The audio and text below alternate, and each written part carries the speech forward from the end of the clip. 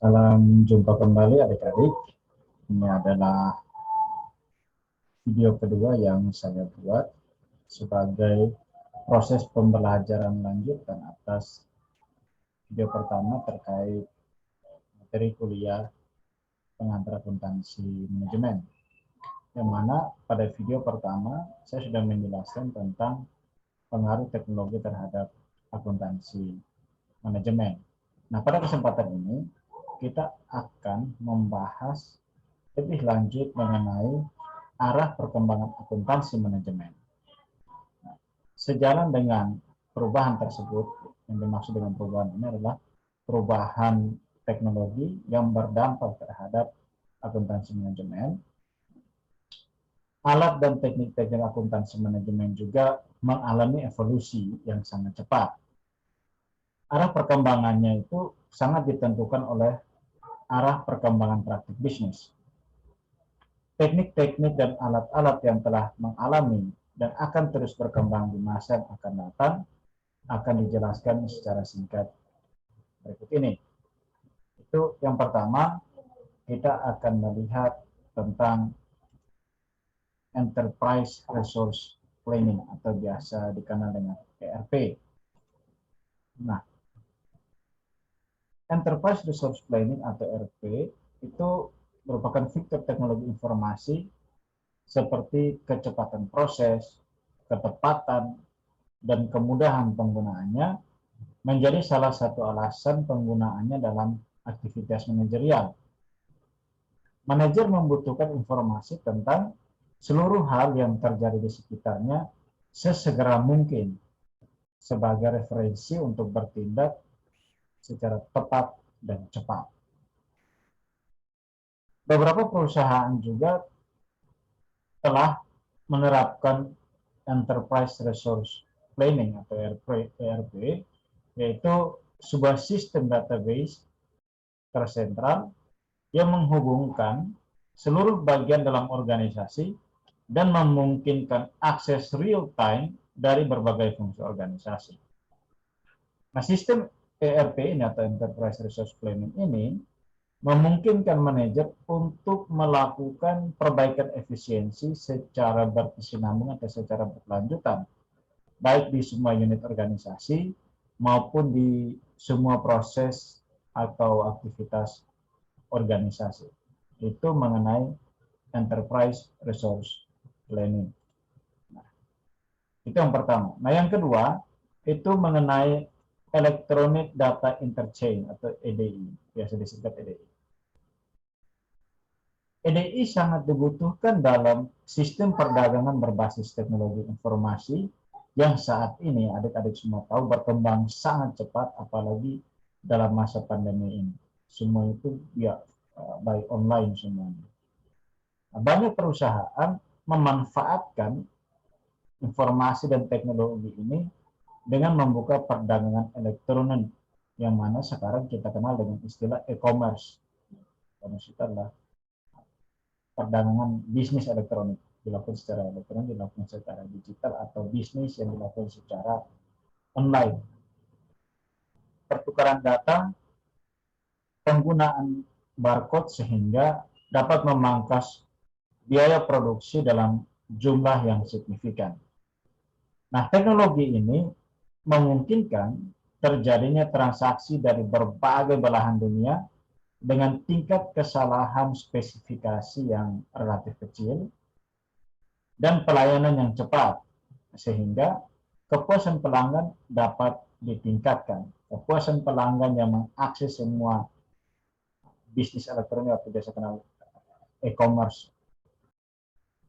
Pertukaran informasi antar organisasi meningkatkan database konsumen dengan tambahan biaya yang minimal. Pertukaran ini juga memungkinkan pembinaan hubungan antara konsumen dengan produsen yang lebih baik sehingga memperkokoh keunggulan kompetitif perusahaan.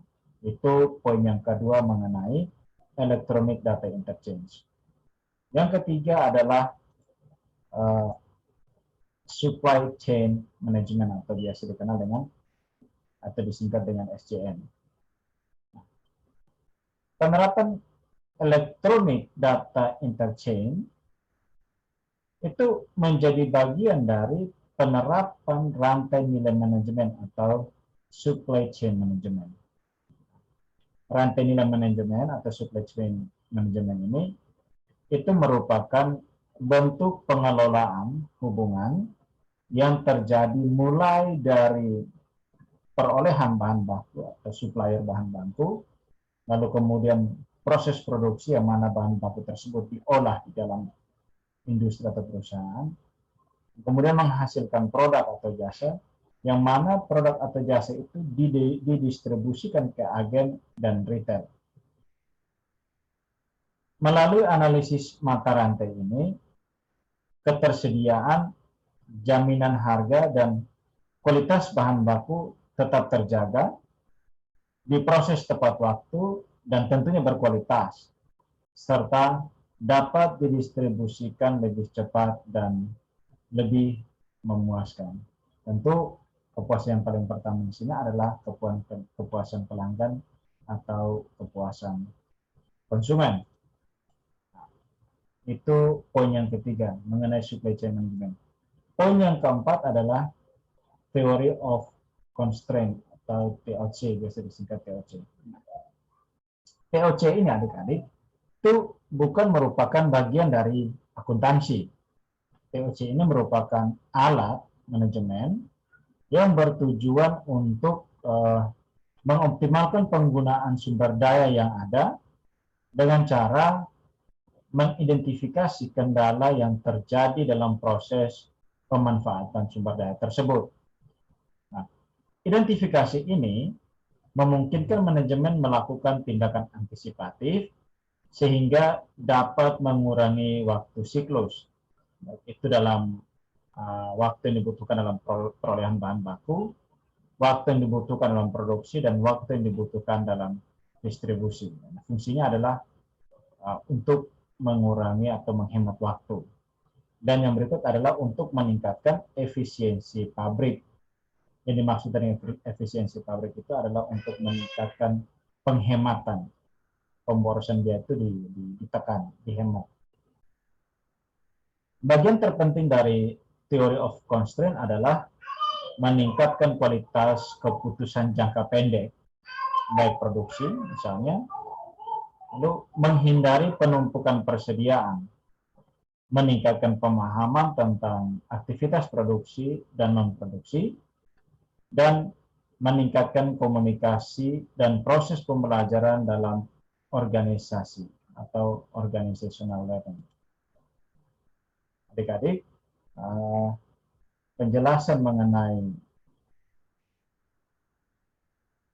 arah perkembangan akuntansi itu ada 14 poin, dan pada sesi ini saya membatasi untuk menjelaskan 4 poin pertama, yaitu mengenai Enterprise Resource Planning atau ERP, biasa disebut ERP. Yang kedua, Electronic Data Interchange atau EDI. Yang ketiga adalah Supply Chain Management, SCM. Dan yang keempat adalah Theory of Constraint. Masih tersisa 10 lagi, tapi yang ke-10 itu akan kita jelaskan pada pertemuan selanjutnya. Sekian saja dari saya. Kiranya penjelasan yang singkat ini dapat adik-adik kembangkan secara lebih lanjut, sehingga adik-adik lebih memahami kedalaman dari 4 subjudul, 4 poin yang sudah saya terangkan secara singkat dalam video ini. Kita akan melanjutkan lagi pembicaraan kita mengenai poin 5, yaitu terkait just in time pada video berikutnya. Sekian adik-adik, terima kasih atas partisipasinya. Salam jumpa kembali pada video berikutnya. Sekian dan terima kasih.